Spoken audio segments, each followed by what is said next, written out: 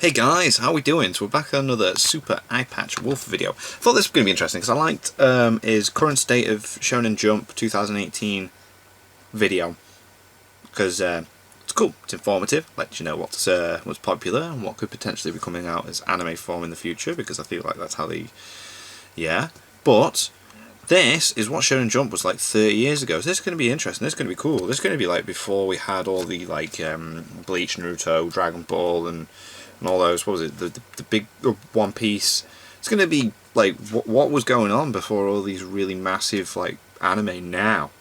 So let's get into this. What Shonen Jump was like 30 years ago. Earlier this year, I hosted my first panel, and two Cool. things happened. One, a room full of people found out what a human train wreck I am, and two, I was gifted with a reproduction copy of the January 1st, 1987 issue of Weekly Shonen Jump. To put in context just how long ago this was the issue of Shonen Jump that the first chapter of JoJo's Bizarre Adventure was published in. In other words, shonen manga before Goku vs. Frieza, before the Stardust Crusaders, and before the big three. There you are, yeah. Like, what was going on there? But this was also Jump at the end of an era, on the cusp of a dramatic paradigm shift that would forever change the way people saw shonen manga. Right. And so, I'd like to explore this issue and see what series and trends were popular at this time, and what exactly happened to change that. Yeah. And to do that, we need to go back to the time of its publication. Let's go back in time. We need to go back to the 80s. Nice. The 1980s. Cool. 1987 was a flamboyantly fun year for entertainment. Cool. A year that saw the rise of the Teenage Mutant Ninja Turtles, when the Xenomorph would finally meet its match in The Predator, and Hulk Hogan would take on Andre the Giant in WrestleMania. Cool. For Japan, this was the era that anime and manga would become legitimate forces of entertainment, with 1985's Nausicaa. I've got a videotape of Dirty Studio Pair. Ghibli, as well as the release of Akira, which awoke the world to the potential of Japanese animation. This was also the era that saw the rise of the 80s American action hero. Cool. Films like Terminator, Commando, and Rambo had taken the more sensibly proportioned action stars of the 70s and hurled them off a balcony, leaving instead only Herculean super beings, indestructible men of muscle and justice, capable of shaking off the most dire of bullet wounds and blasting their way through entire armies of enemy soldiers. Yeah, man. They were also a rare case of a foreign property actively penetrating and influencing Japanese pop culture, with the majority of major American action movies gaining cinematic releases in Japan. Oh, cool. And you can see this influence directly in the protagonists and art style of Shonen Jump from this period.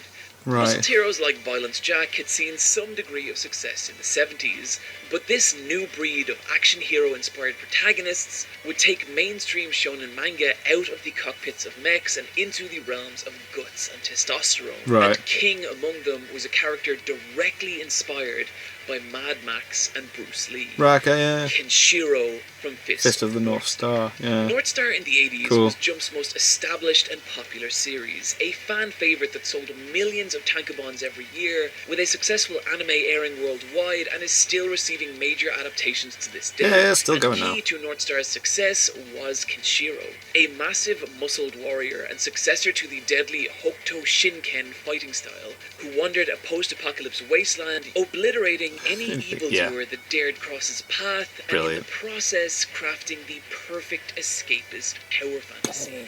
The focus of Kenshiro's encounters were far less strategic than those of modern battle series, instead being far bloodier contests of pain and endurance, with Kenshiro's signature move being to tear off his clothes, pummel his opponents while striking successive pressure points before informing them,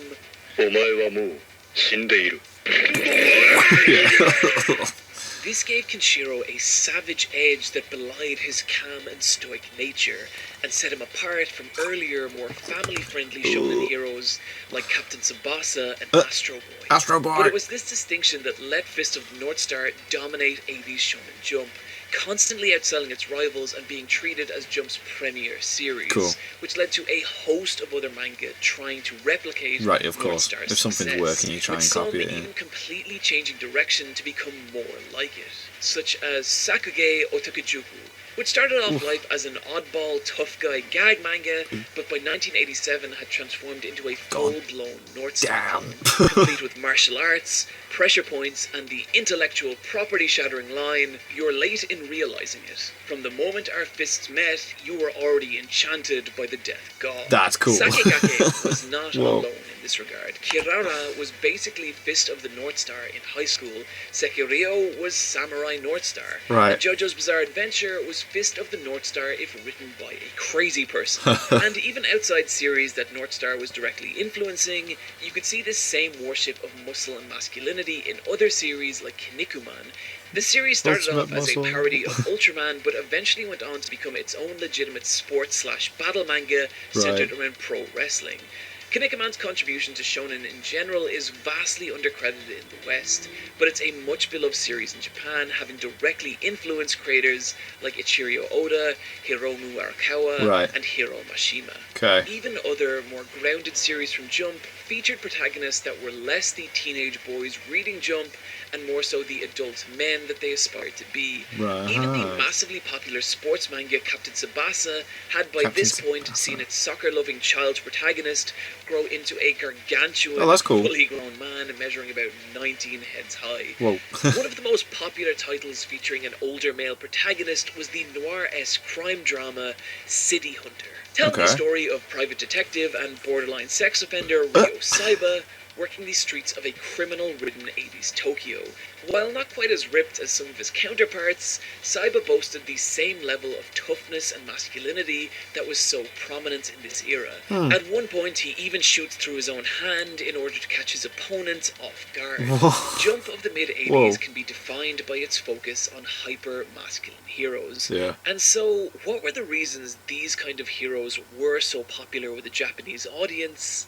And what exactly happened to change that? Yeah, why did it change? Well, I think there's two reasons this kind of character did become so popular. The first and most simple being the Jump of 1987 was nearly 20 years old. And a lot of Jump's initial audience had simply grown up, and therefore would be more drawn to stories about grown men, which they'd find more relatable. Makes sense. But I think there's also a deeper, more troubling reason people wanted to believe in strong, stoic heroes like Kenshiro. While Japan in the 80s was going through a positive economic growth period, the increased focus on business and productivity meant that socially, things were becoming increasingly strenuous for young people, with intense pressure to get into prestigious schools and acquire jobs in well-respected companies.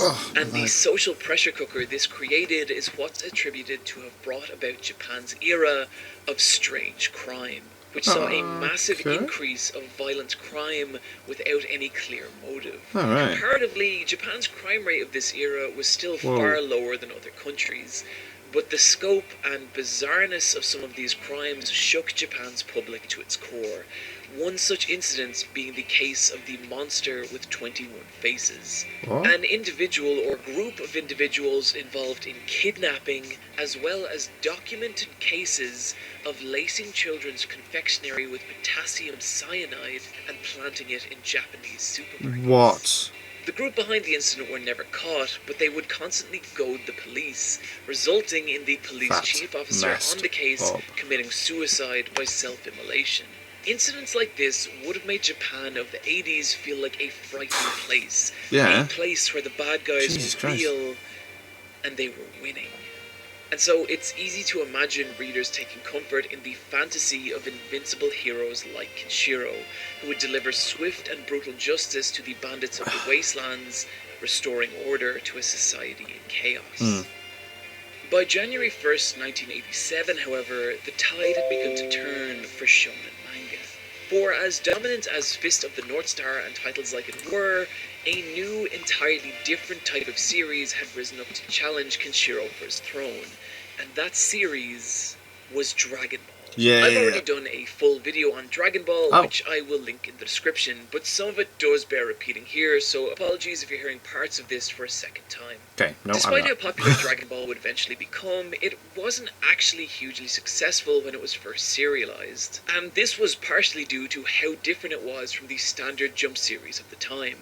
Goku was by far the youngest protagonist in Jump of this era, and that combined with an extremely cute art style would have made Dragon Ball feel like a manga for babies, especially to an audience that had been weaned on the testosterone-fueled illustrations of the North Star era. But as Dragon Ball continued to be serialized, the quality of its construction and draftsmanship made it a very enjoyable manga to read, and the softer art style meant that it appealed to a much wider audience than just the muscle-obsessed teenage boys. And critically, Goku had the potential to grow and learn, which was in stark contrast to characters like Kenshiro. Throughout North Star, it was very rare for Kenshiro to learn new techniques or increase his physical abilities. He, for the most part, just existed in a constant state of badassery, which made him an ideal protagonist for a story about empowerment and escapism, and I'm learning but it also meant that the series wasn't left with many avenues to go down by 1987, with it concluding a year later. The generation that North Star inspired fared much the same, with most of these hyper-masculine series ending publication by 1990.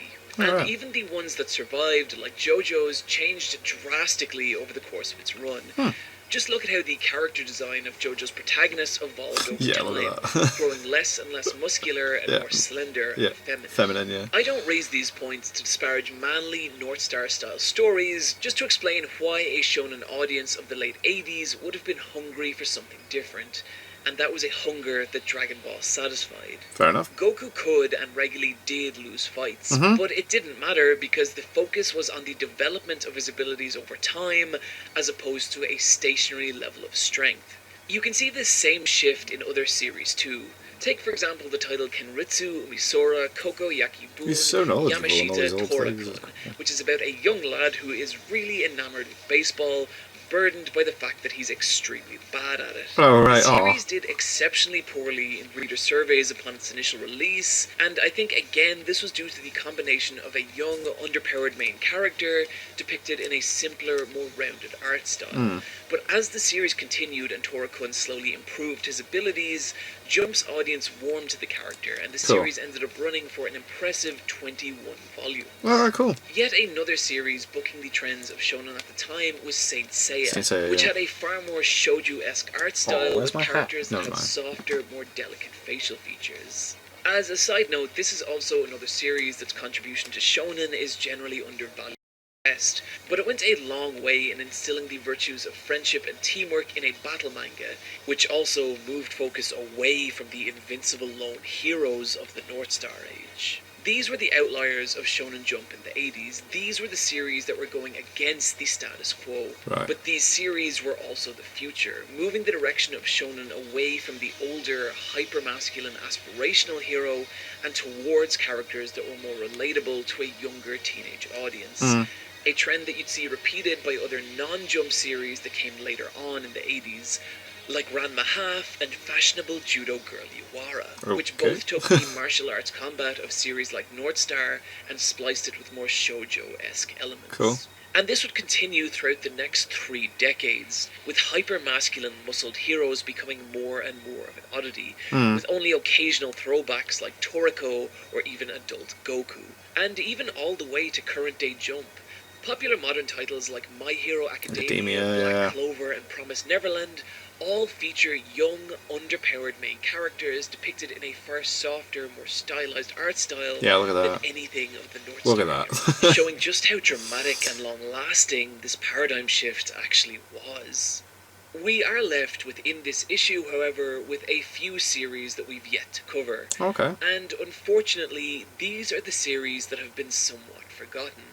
The series that didn't fall into any major trends and seem to have been left behind. Sora no Canvas was a beautifully drawn romance manga about gymnasts in high school. Sude ni Tonshikan is a surreal gag manga about a group of teenage bandits, and High School Kinagame is another gag title about a group of misfits coming together and forming their high school's funny face club. I should add, though, that anything I say about these series is based purely on the single Japanese chapter published in this reproduction issue of Jump, as well as whatever snatches of information I could find from around the internet. In fact, any images of these series in this video are photos I took myself, as I couldn't find any scans online whatsoever.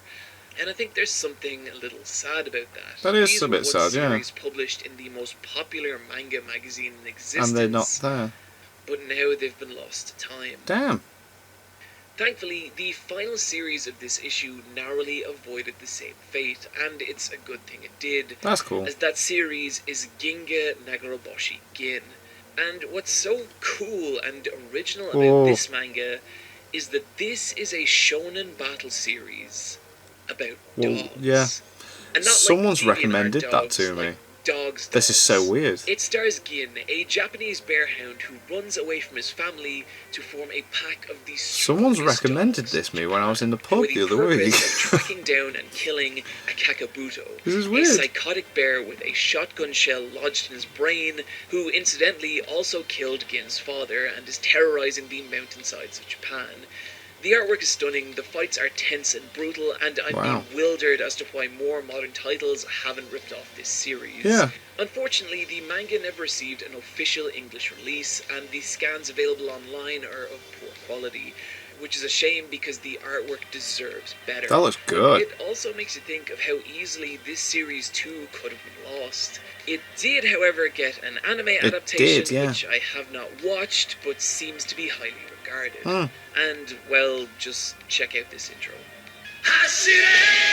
Wow. You see, I've not watched any of this yet. This is cool. Yeah, like,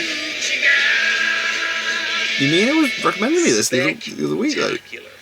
The thing that gets me about Gin, though, is I don't know if I would have encountered this series if I hadn't decided to do this video. And to me, that's a decent reminder that the discussion around anime and manga doesn't always need to be about whatever's out this season.